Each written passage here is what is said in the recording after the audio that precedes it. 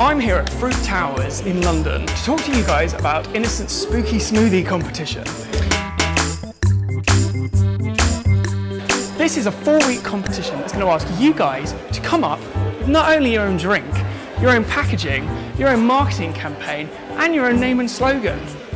Okay, I know, sounds a lot, but I'm going to talk to 4 experts here today that are going to give you some really useful hints and tips. So part 2 of this competition is to come up with your own name and your own slogan. Oh, and while I'm playing with these magnets, let me just tell you that you'll be getting 3 of these free in every pack of kids' wedges and fruit tubes. Oh, and one of them's going to be glow in the dark and Halloween inspired.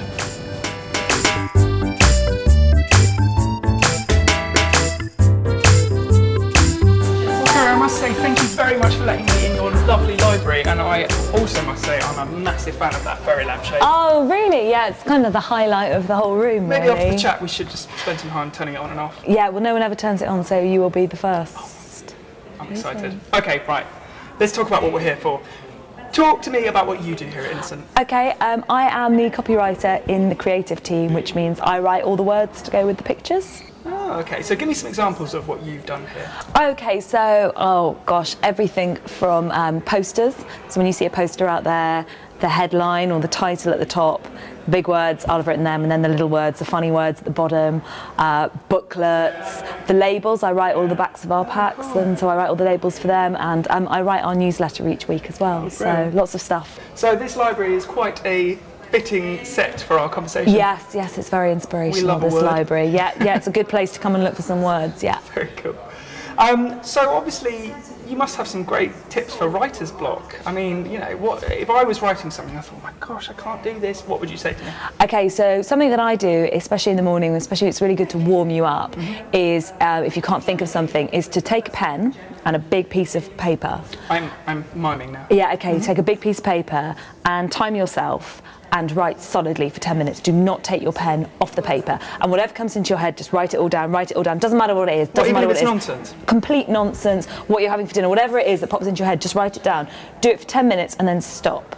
Very cool. And does it work? It does work. I mean, for a start, it kind of will empty your brain of all the garbage and all the noise. And also, it means you read back through and you might get an idea. Like, for some reason, you might have started thinking about, I don't know, tuna fish halfway through, and then you've got an idea to go off and do something. Yeah. You know, it just kind of, it warms you up and it kind of gets you through the act of writing. I think starting's the most important bit. Very cool. Okay, so the kids watching this have to come up with their own spooky smoothie. Okay. Let's have your 5 top tips for coming up with a good name and a good slogan. Okay, so coming up with a name, keep it short and snappy. Snappy. You know, if you're coming up with a word, you know, spooky strawberry surprise or something, that's quite nice. No one used that.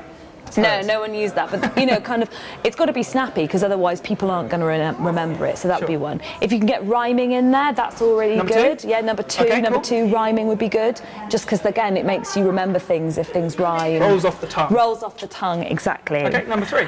Remember who you're selling to. So who are you writing it for? Yeah. Are you selling vampires, like some blood curdling, you know, blackberries or something? Or are you selling something for witches? So who are you writing for? Right, okay. Because that will definitely help you come up with a really good title. Okay, number 4. Secret ingredients. What are your secret ingredients going to be in there? So I know you're going to have your slogan, but are you going to have any bat wings in there, goblin's toenails, you know, eye of newt, that sort of thing? That's a really, really good one to think of. Okay, and number 5, it's got to be a good one. And number 5, in terms of your slogan, it's like, I don't know, if you're going to have something like passion fruit potion, you'd be bats not to drink it. So something quite funny, playing around with words, something like that. That would be my top one. I love that. That's very cool. Now, you've done it a little bit, but I want to almost use you as a human thesaurus. Okay. Ready?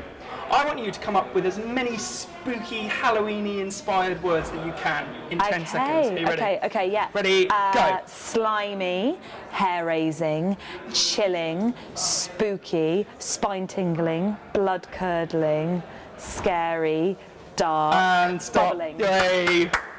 Very good. Well, thank you very much for having me in your library, Kerry. Oh, you're so welcome. I must say, this is one of my favourite settings for my time here. Yeah, it's a good place to come and think. And I think you've got some words to get back to, so I will leave you to it. But I am going to play with that fairy lamp before I go. Oh, please do. Please make sure to turn it on. Thanks so much.